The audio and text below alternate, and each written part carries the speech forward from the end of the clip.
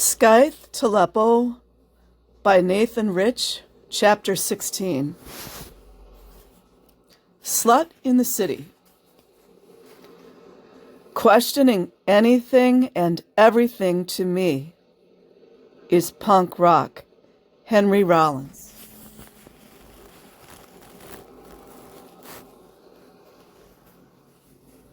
The weather was so bad in Seattle that we nearly froze at night, sleeping in the car. We couldn't always stay on Michelle's couch. After she had a meltdown one night, we couldn't stay with her at all. She came running out of her room, screaming that we had been talking trash about her. We hadn't said one word about her, but we knew there was no arguing with meth. We had been there before. We headed out to live in the car, wrapped only in our leather jackets and whatever clothes we had. We never saw her again. Johnny's vehicle had transformed from a plain painted sports car to an insanity mobile. We spray painted all kinds of random garbage all over it. Sluts in the City, a song by legendary punk rocker G.G. Allin, was one of the many random tags. Gigi was notorious for his persona of being anti-everything, a true phenomenon in his time.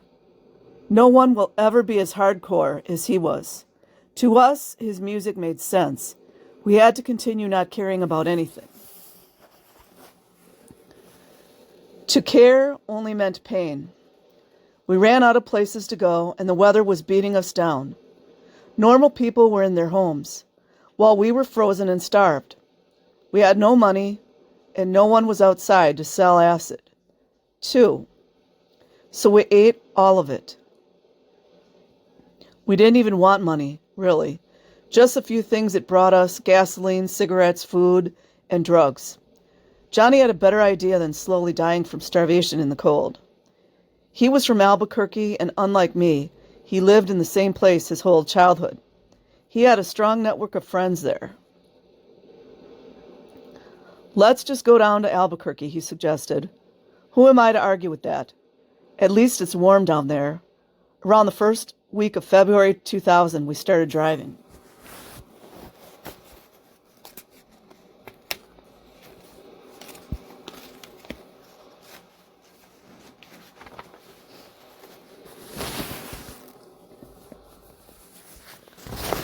We begged for money along the way and took with us the only drugs we had left, a single bag of meth. At this point, it was mostly for Johnny. I did some to stay up, but I was generally avoiding the stuff. I had no driver's license, and I lost my ID card, so it was on Johnny to drive the whole way. We drove the most direct route, and were excited to get out of the cold and to be doing anything at all. Within 40 seconds of entering the Albuquerque city limits, a police car pulled us over. He had no probable cause other than that the car looked like something out of the movie Mad Max. He made us both get out of the car. "Can I see your ID, please?" The officer was relatively calm. Johnny, standing directly in front of the officer, got his license out of his wallet. As he pulled it out, I saw a small white bag drop out of his wallet and fall straight to the ground. Without missing a beat, Johnny took one natural half step towards the officer to hand him the card and placed his foot directly on top of the methamphetamines. The cop didn't notice. Nice move. It was my turn next, but I had no ID, so I just told him my real name and information. He handcuffed me and put me in the back of his vehicle while he looked me up. It turned out my mother reported me as a runaway. Normally, he would have just sent me back to my mom, but because I was close to being 18, the cop had his station call her first. She told him she didn't want me back, so he just let me go. Isn't that great?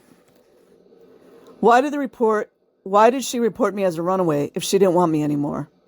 We drove off, nervous he might find the drugs on the concrete as we left, but he didn't. We were back in Albuquerque, the place I first landed, after being legally kidnapped by Scientology some years before. I don't think that's legal to kidnap, just saying. The place I started using drugs. The place I bought my first pair of socks. The future was completely unknown. We drove to Johnny's friend Chris's house. They were expecting to see us.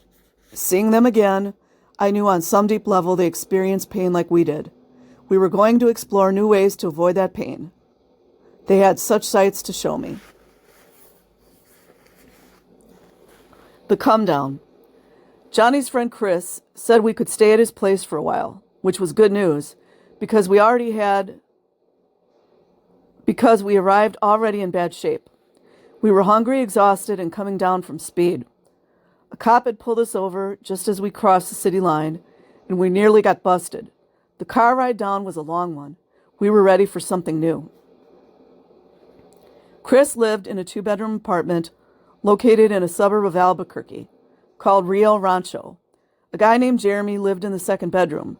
Sparsely furnished, the living room didn't have a couch, so we slept on the floor, which was a luxury since we had been suffering Seattle's cold in a car for months. We spent the first few days hanging out with random kids who showed up every night with tons of beer and weed. They didn't stop coming. There was a group forming and then a crew was forming. I couldn't believe how many friends these guys had. I had one. Fighting and roughhousing in the crew was common, though I wasn't a fighter. A few loved to get rowdy when they were drunk, but it wasn't a serious thing to us. Me, I enjoyed having fun and getting wild. There were girls, too. Some were kids from the surrounding neighborhood who wanted to hang out with the cool kids, and some of the girls were the cool kids. It felt like the beginning of something extraordinary. Over the next few weeks, the crew formed into a posse.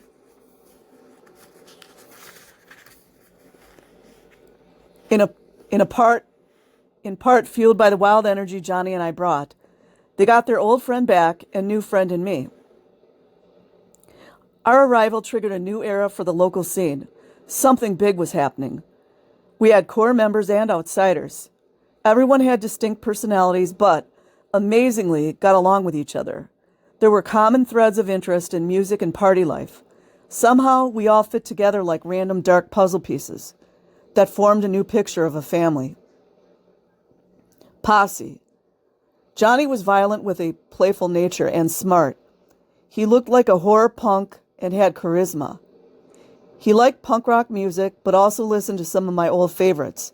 Darker music like industrial music or Marilyn Manson, 9 Inch Nails, and the like. He was the glue between me and this crew.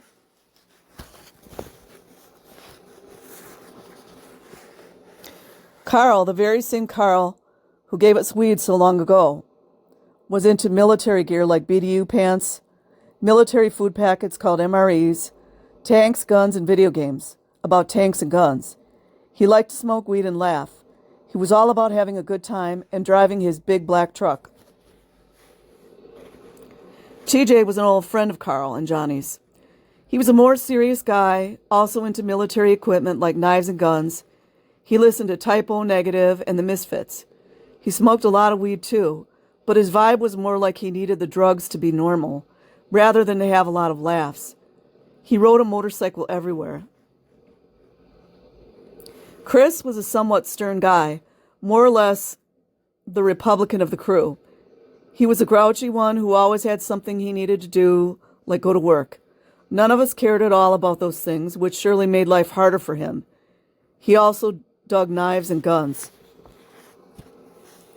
Jeremy, the other guy who lived there, had tons of tattoos, many about Glenn Danzig, singer of bands like the Misfits, Samhain, and Danzig. He liked piercings and conversation, although he looked devilish. Seemed to be less damaged than the rest of us somehow. He was obsessed with the dark arts, dark magic, Satanism. Keep telling you guys. Amber Neva was a punk rocker from a different side of the punk rock tracks. While a normal punk crew has kids with perfectly spiked hair and more fashionable looks, our crew took on a much darker form, visually and emotionally. We weren't so much about rebelling against the system or injustice, but about rebelling against everything. Society itself was the enemy. Amber was from the more mainstream punk world, but she was so sardonic that she fit right in with our crew. She sported bihawks, double mohawks, piercings, and tattoos. As a child, she had received a heart transplant from a gangster kid who died in an accident. Her personality was great, bitter but sweet, fierce but lovable. Amber was a real gem. Nancy Gonzalez, a man, was an oddball. His real name was Benny, but he chose the name Nancy.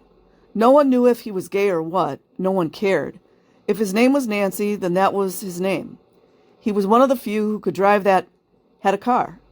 Nancy had a small apartment with his dad and spent most of his time hanging out with us. His car was our ride to punk or metal shows, and he was always around to hang out with. He was a cool guy with musical tastes like Bloodhound Gang and the Insane Clown Posse, along with other darker music we all liked. Brittany Roberts was a young punk rock chick who fit in well. She drank like a fish and liked to fight and get wild. I always suspected we were a form of entertainment for her, kind of the rebel crew away from home. She lived in nearby Corrales with her parents and had a nice, comfortable home life when she wasn't out with us.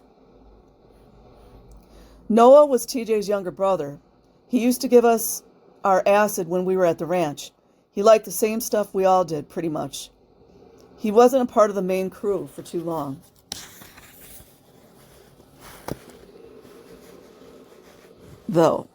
Too long, though.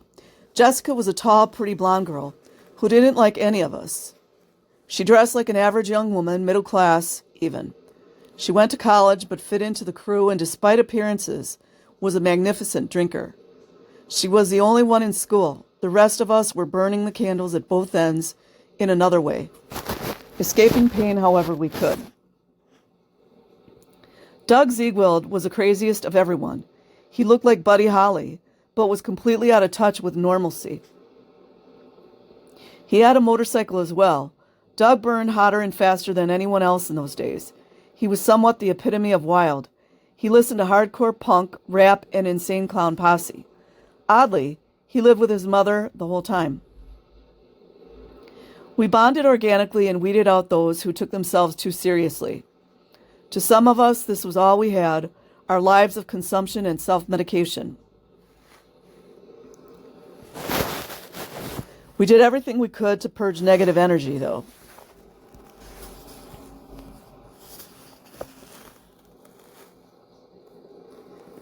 We didn't think in those terms. For me, it was nice to be around people who didn't know what Scientology was. I was grateful they never asked about it, because I was sick of thinking and talking about it. I liked these people. No, I loved them. They were fun and spirited. No one tried to get in my head or analyze me.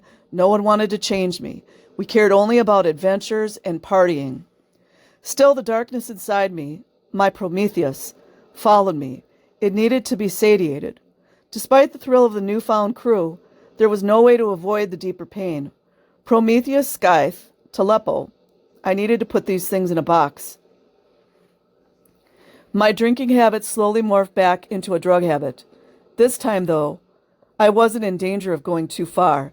In a way, the support system I had protected me. The expectation of being wild and partying pushed me to drink, laugh, talk, and romp around. This wasn't an LSD environment, and it wasn't a speed environment. I wanted to understand what was going on around me because I was having fun. I decided to explore this reality for a while. It was some version of the normal life I was always looking for, but it blended into the darker side of existence, the dark past that I had. All of us in that posse had dark pasts, though we never talked about them. It wasn't fun for any of us to talk about it, so we just didn't. The only thing I knew was that we were there together, a new family. They were happy to see me each day, and they cared about what I had to say. It was no group therapy session, though. We were a crew of kids with nothing good to do and a formidable thirst for alcohol, sex, and violence. I woke up one March afternoon all at around 4 with my face on the dirty wet carpet. All around me were green candy gummy sharks and ashtray butts. There was red spray paint on the carpet with little bits of weed on it. My mouth tasted of dry cigarettes and paint. The high-pitched chill of blood sugar imbalance bounced around inside me. The night before, we were up playing drinking games, wrestling each other, and huffing spray paint. What's on the agenda today? Nothing, anything, everything. That night, we spray painted each other for fun and decided to tromp around outside. Doug, Johnny, and I wandered off to paint up whatever we found. We stumbled into an enormous dry aqueduct filled with ancient shopping carts, cans, bottles, and rocks. We had been playing around with the idea of starting a gang, a bunch of white kids, including the obviously middle-class Doug. He was into the rap life and wanted to taste some of that world.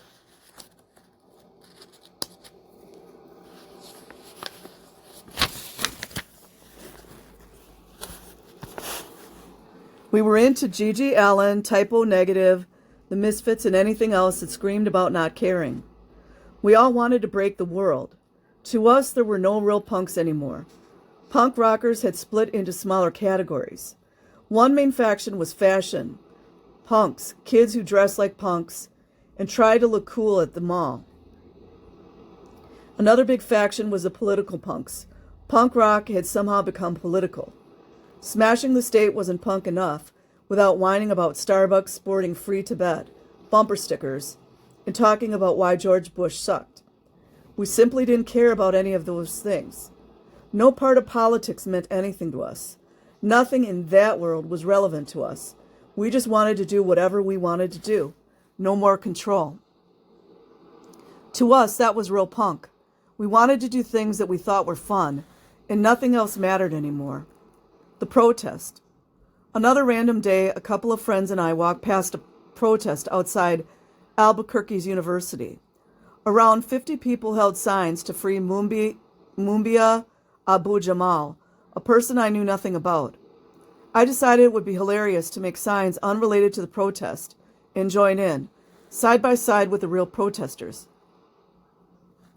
We found some cardboard boxes and wrote our signs. Theirs read, "Who is Mumia?" and something, something, something, while mine read, "Free Charles Manson."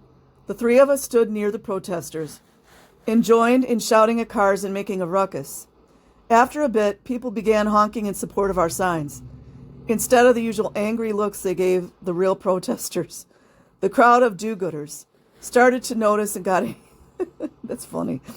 To notice and got angry. Don't they understand how important it is to release Mumia? They couldn't compute seeing a punk rocker going against the righteous grain. And they began to get confrontational with us. This shows you that their protesting was fake. A van tried to run through the crowd, now halfway into the street. It screeched to a halt and nearly hit me as I jumped back and simultaneously kicked out the headlight with my steel-toe boot. The van drove out of sight and the confusion continued as the protesters tried to figure out what to do about us. We were obviously not to be messed with, but we were outnumbered. A man approached me drunk and angry, yelling about the protesters and how I kicked out his headlight. I could tell he wanted to hit me, but from his angle I was at the front of the protesters, who were already annoyed with us. He thought we were all together, and begrudgingly he wandered off. He missed his big opportunity, because if he had started hitting me, the rest of the protesters might have joined him, rather than protect me. Stuff like this happened every day. Official. Back in our neck of the woods, we talked about gangs that used a color as a symbolic moniker, like red for Bloods and blue for Crips. You guys need to look deeper into that one. Like lodges. We had a better idea. We thought our new gang would use the most uncool colors imaginable. Hot pink and forest green. In the tunnels and sewers of Albuquerque, we found spray-painted swastikas and skulls lining the walls. Gang graffiti and elaborate tags littered the seemingly endless underground world. Our symbol, we wanted to offend everyone. We decided on a hot pink backwards original orientation, swastika. We figured that would annoy Nazis because it was backwards and pink. And it would annoy everyone else because it was swastika. And those who weren't annoyed would at least find the colors distasteful. Perfect. There's no way anyone else would align with this. This is exclusivity. This is ours. We love the chaos symbol, a multi-arrow star.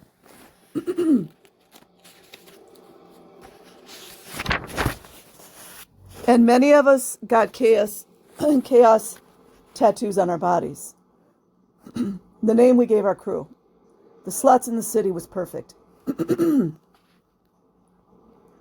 Only we knew the real meaning, people who didn't care about anything anymore.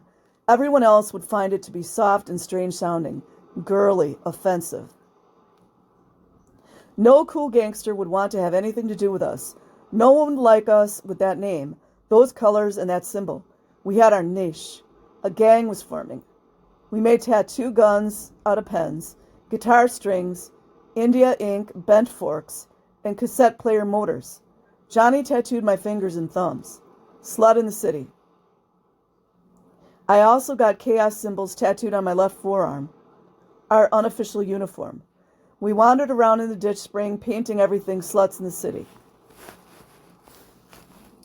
On the way back home, a pair of police officers stopped us.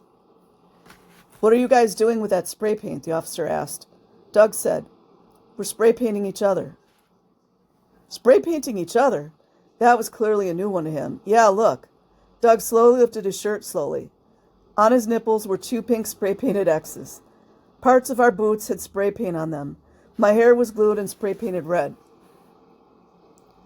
Mainstream punks used hairspray and hair dye. I wanted to use glue and spray paint. "Are you guys in a gang?" the cop asked us. "Yeah, the Sluts in the City," I chimed in. We were giggling, clearly not concerned about the situation. We were no strangers to police. The cops looked up our gang and found nothing. He didn't really know what to do with us. There we were, 3 punk rockers in the night with hot pink and forest green spray paint, giggling like idiots, clearly not afraid of going to jail. We didn't seem like real gangbangers, and yet we were saying we were in a gang. But we were calling that gang the Sluts in the City, a questionable name at best, and there was nothing around with spray paint on it he could see, other than us. He let us go, probably a funny story, to tell his pals at the station. To us, it was the initiation of the gang. We're official. We spray painted Sluts in the City and backwards pink swastikas on everything we could find, starting with the innermost sewer tunnels and eventually sidewalks, buildings, cars, and anything else that was nearby. Nothing mattered, nothing was safe, not even us. We spray painted each other and broke everything we had access to. We lit dumpsters on fire and wore motorcycle helmets to smash our heads through car windows. We were living chaos. Johnny and I brought the energy of our small concrete room at the ranch out to the real world, and it was spreading to the others. Hanging out with us meant you had no idea what crazy thing was going to happen. Doug got a job at a local fast food joint so he could quit in any funny way he could think of. He lasted about 4 days before they fired him, only for him to go back that night and spray paint up the whole place with remarks and signs that could only have been him. We were daring the world to lock us up. Daring the world to notice us at all, in fact. We'd seen the music videos of rich rock stars, living the life of luxury and excess. We were going to live that life without any chance of ever seeing it otherwise. We didn't need fans, we were our own fans. We rode motorcycles around town at night, drunk, all over people's lawns, sped, huffed, paint, bawled, broke things, and occasionally even smoked crack.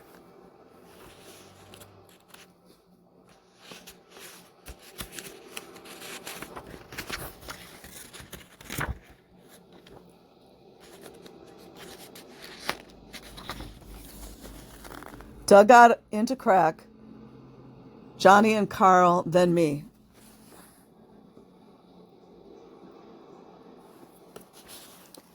At first, I didn't really like crack. I'd done coke here and there, but found it to be joyless. It was nothing compared to meth, and I think anyone else who was addicted to meth before trying coke would agree. There's just nothing to it. It feels like you're no longer drunk, no longer having fun, and suddenly serious. We used to joke that coke was for rich kids who want to feel like they're on drugs without doing any.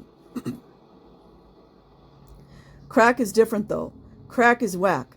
Whack, strong and surprisingly expensive.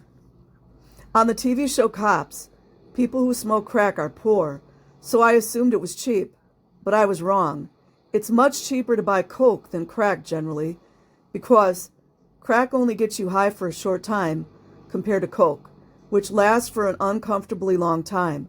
Whereas we might buy coke once per day or two, we had to buy crack sometimes 3 times in a single night. A few of the sluts and I stayed up smoking crack all night in an apartment complex nearby. Some of them began puking onto the concrete, which I took as my cue to lay my entire body in the putrid puddle. Ugh. Sometime, someone with a disposable camera snapped a picture of me. That wasn't anything special either. Nothing was. Gear.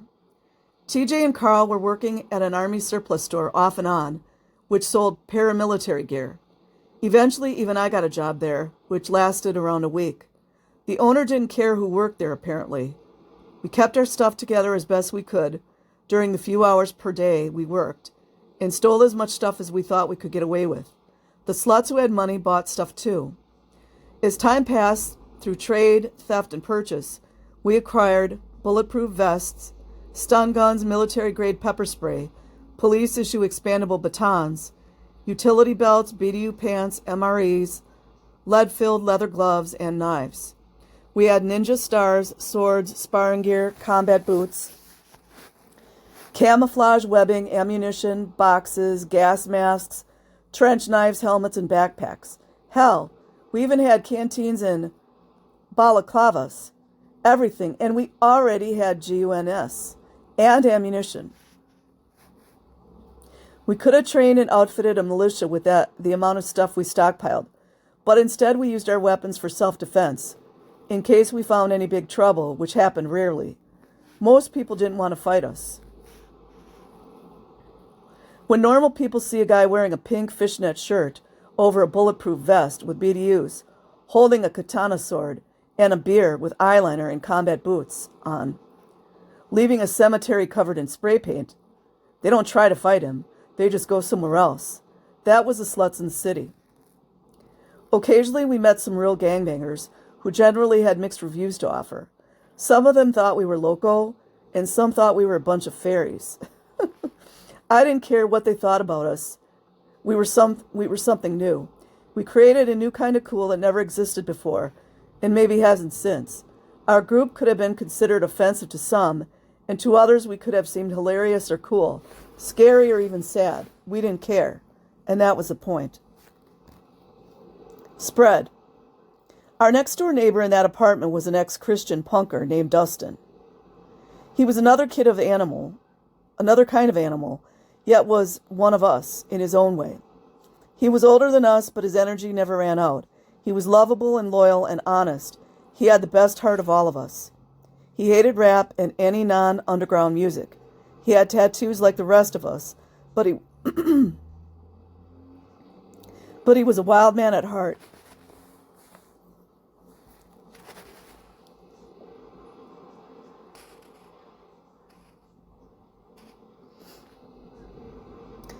Not one of his tame tattooed people you meet these days. His soul had tattoos. Eventually, some of the sluts found a dirt cheap warehouse property in Albuquerque proper. Several of us moved into that space. It had concrete floors and concrete windows.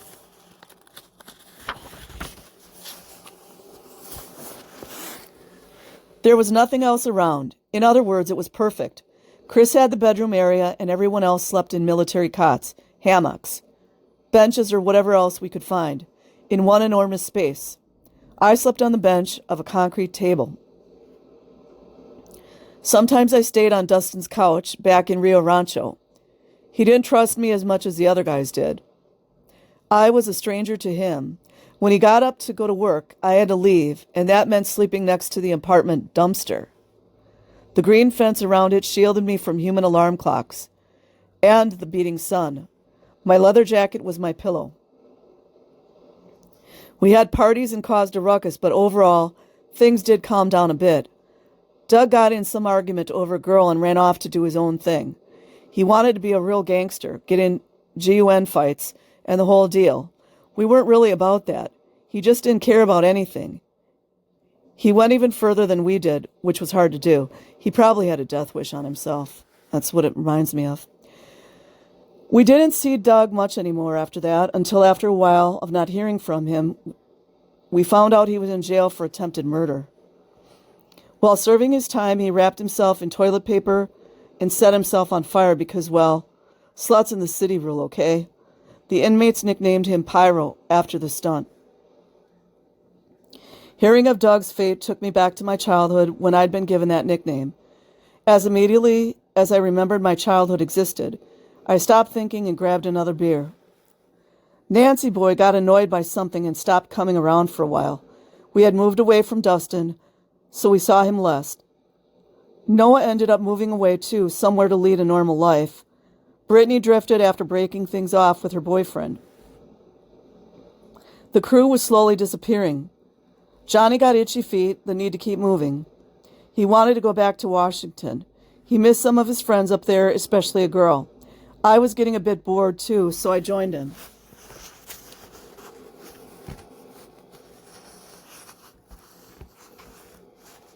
There wasn't any one incident that broke up the sluts in the city. We all just slowly hung out less, spread out more. Maybe in some small way, finding out what happened to Doug sobered us up a bit. Mostly, though, it was an organic separation. We had some fun times amidst the partying and bonding, because nothing much was off limits to us. It was empowering and rewarding to live that way, even if only for a while. The partying we did made even the extreme stuff of films look sad, but some things burned too bright to continue forever.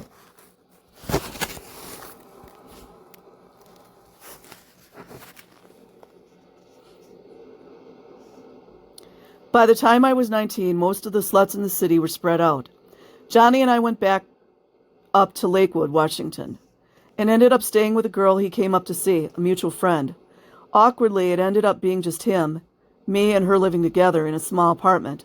I had nothing to do, and all their attention was on each other. Eventually, I got bored and decided to go back down to Albuquerque alone. There was nothing up in Lakewood for me. I scrounged enough money for a cheap bus to Seattle and borrowed Johnny's military backpack because mine was too small. I grabbed my punk patches and spikes, my few articles of clothing, and said goodbye and headed out for the bus. I planned to hitchhike down to Albuquerque, but wasn't in any hurry to get there. I had broken up with a girl, my best friend was too busy for me, and the old sluts in the city crew was still sparse. I would get there eventually, but first I headed out to nearby Seattle to see what trouble I would get in there. Alone on the streets, I was on my own again.